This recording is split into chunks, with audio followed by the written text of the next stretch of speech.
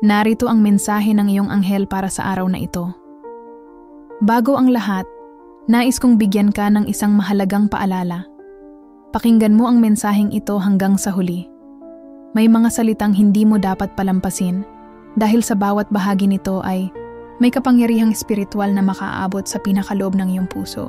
Kung mararamdaman mong tumutugon ito sa iyong sitwasyon, maaari mong i-like ang mensaheng ito, mag-subscribe sa kanal, at ibahagi ito sa iba. Baka sila rin ay kailangan ng paghipo mula sa langit.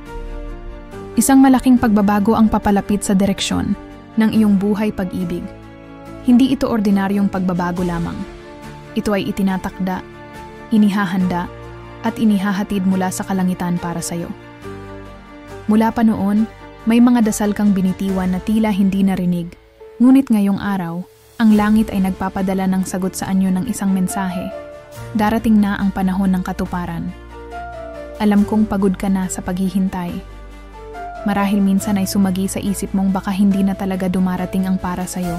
Ngunit anak ng liwanag, ang panahon ng kawalang katiyakan ay may hangganan. At ang hangganang iyon ay narito na. Sa katahimikan ng iyong gabi, may gumagalaw sa mundo ng espiritu. Isa itong kilos ng biyaya na hindi mo pa ganap na nauunawaan. Ang puso mong minsan nang nabigo, minsan nang umiyak ng palihim, ay pinakikinggan ng mga anghel. At ngayon, ikaw ay inihahanda. Hindi ka pa lubos na handa noon, hindi dahil kulang ka, kundi dahil mas pinili ng langit na protektahan ka mula sa maling panahon. Ang tamang tao ay hindi dumarating sa maling yugto. Habang pinagdadaanan mo ang mga pagsubok na tila walang kasiguraduhan, lihim kang pinalalakas ng iyong tagapagtanggol sa espiritu.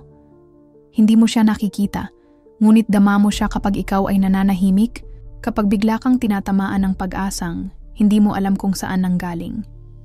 Iyon ay siya, ang anghel mong galing sa langit, nagbabantay, nagsusugo ng mensahe.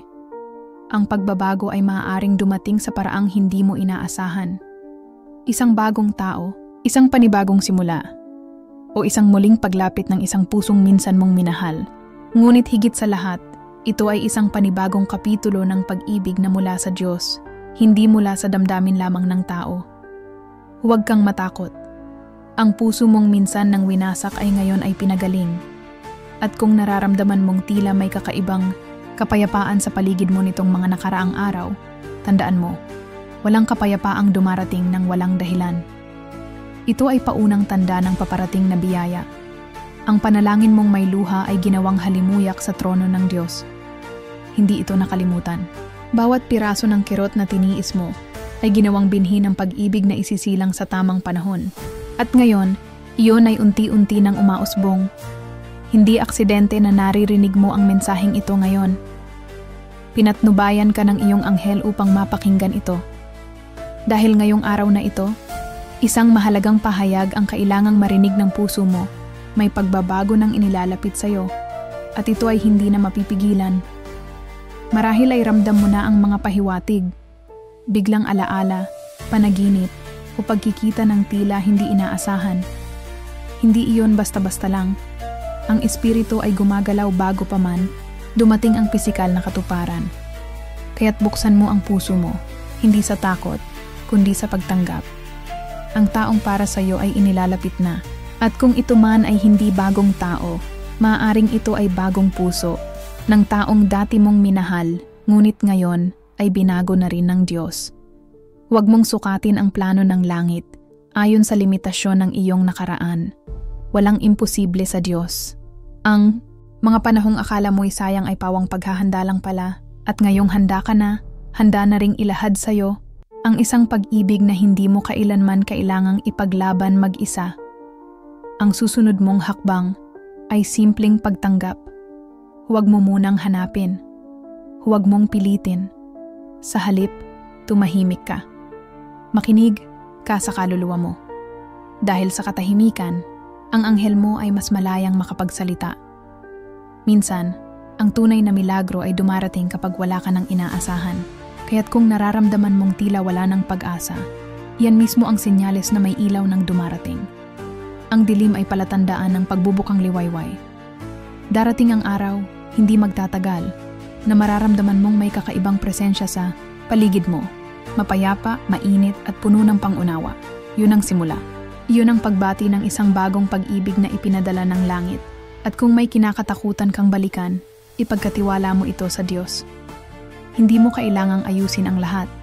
Minsan, ang pag-ibig ay dumarating sa gitna ng kaguluhan upang ipakita na hindi mo kailangang maging perpekto para mahalin muli. Nasa yugto ka na ngayon kung saan ang iyong puso ay handa ng tumanggap, hindi lang ng pagmamahal, kundi ng pagkalinga na hindi mo kailanman naranasan noon. Ito ang panahon ng kapunuan, ng kasaganaan sa damdamin, at ng katuparan ng mga lihim mong hiling. Ang anghel mo ay hindi magsasalita kung hindi ito mahalaga. Kaya't kung naririnig mo ito ngayon, tanggapin mo ito bilang selyo ng langit. Paparating na ang himala sa puso mo. Hindi mo kailangang makita para maniwala.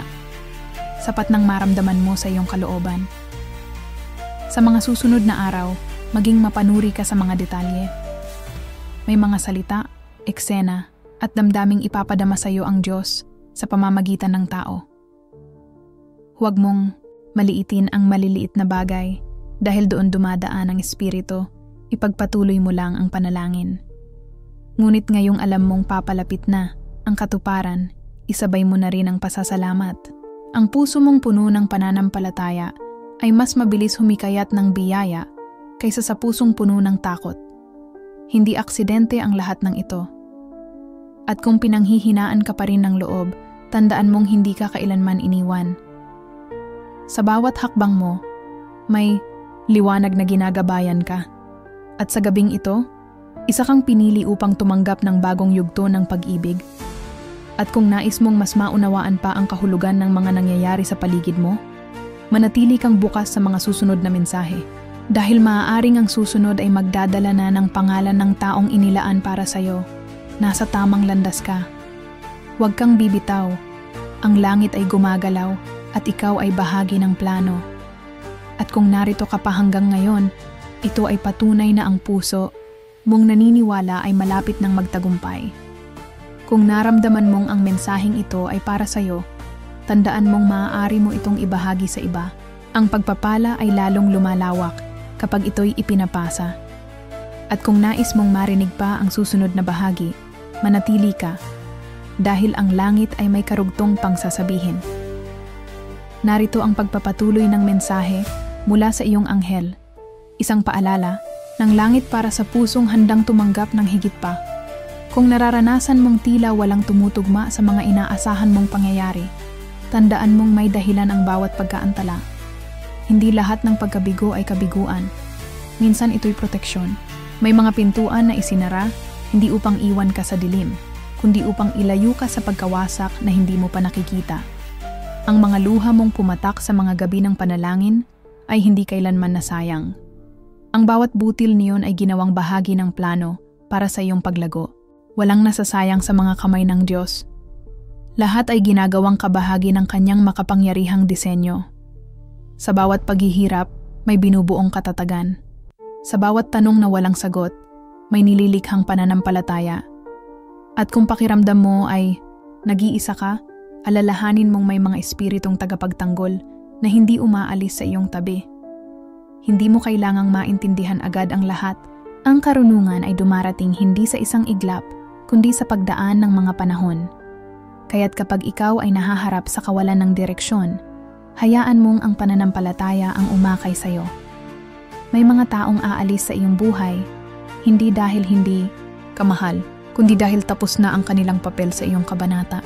At may mga bagong kaluluwang darating. Dala ang bagong liwanag na aakay sa iyo, patungo sa panibagong simula. Ang pagbabago na darating ay hindi lamang panlabas. Ito ay pagbabagong nagsisimula sa iyong loob. Kapag binago ng Diyos ang iyong puso, binabago rin niya ang lahat ng bagay sa paligid mo. At ang una mong mararamdaman ay kapayapaang hindi mo maipaliwanag. Kaya't kung nakakaramdam ka ng katahimikang tila kakaiba, tanggapin mo ito. Iyan ay tanda na may ginagawa na ang Espiritu sa iyong buhay. Hindi mo kailangang hanapin ang patunay. Ang puso mong may pananampalataya ang siyang patunay na totoo ito. Ang bawat laban na hinarap mo ay may layunin. Hindi ka lang basta pinatatatag, ikaw ay inihahanda para sa mas mataas na tungkulin.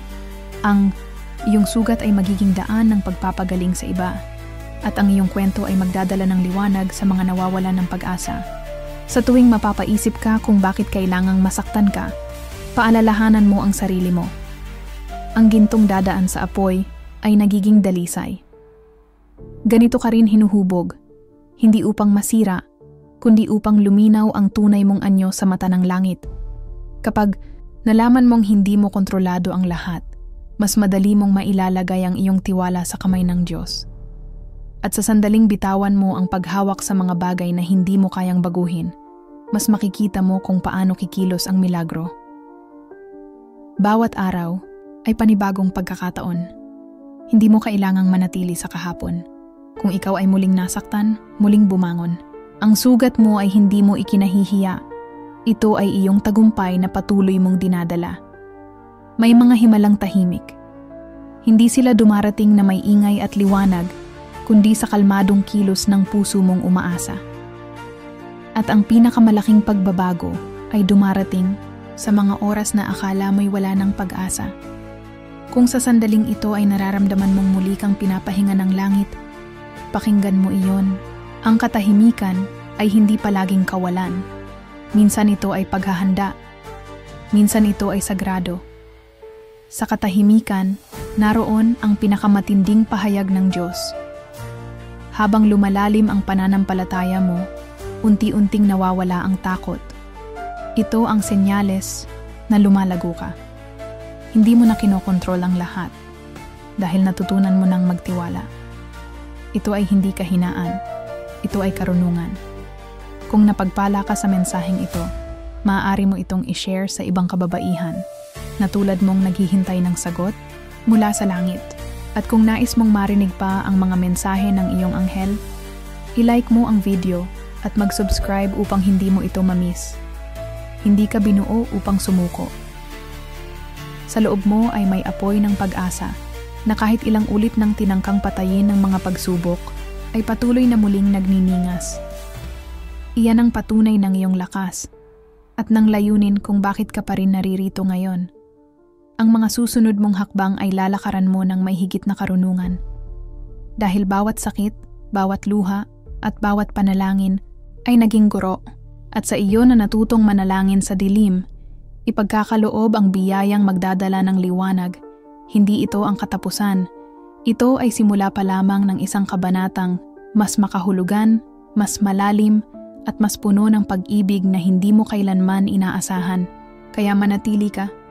Dahil ang susunod na bahagi ay maaaring ang sagot na matagal mo nang hinihintay, mahal kong kaluluwa, kung alam mo lamang kung gaano ka iniibig ng langit. Walang sukat, walang kondisyon, walang pag-aalinlangan.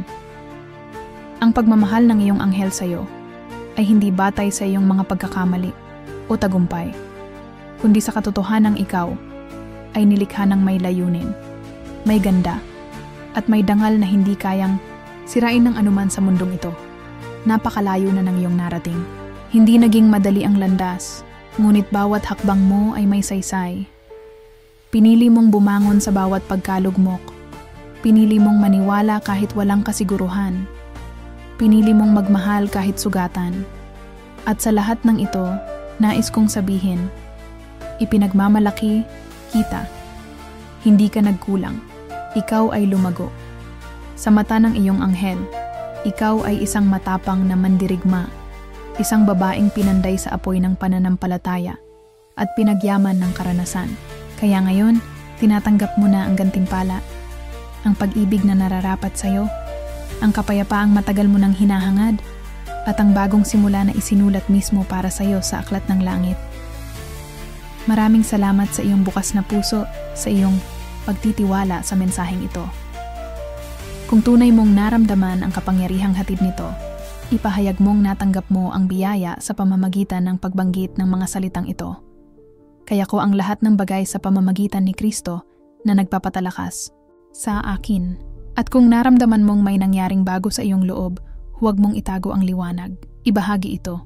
Isang simpleng pag-subscribe sa ating channel at pag-activate ng notification bell ay maaaring maging daan upang ang ibang kababaihan na tulad mo ay makarinig din ng mensahe ng pag-asa. I-like mo ang video, mag-iwan ng komento, at maging instrumento ng langit sa pagpapalaganap ng pag-ibig. Muli, tandaan mo, hindi ka kailanman nag-iisa. Mahal ka ng langit, ipinagmamalaki ka ng iyong anghel, at binabati ka ng buong kalangitan sa matagumpay mong paglalakbay. Magkita tayo sa susunod na mensahe.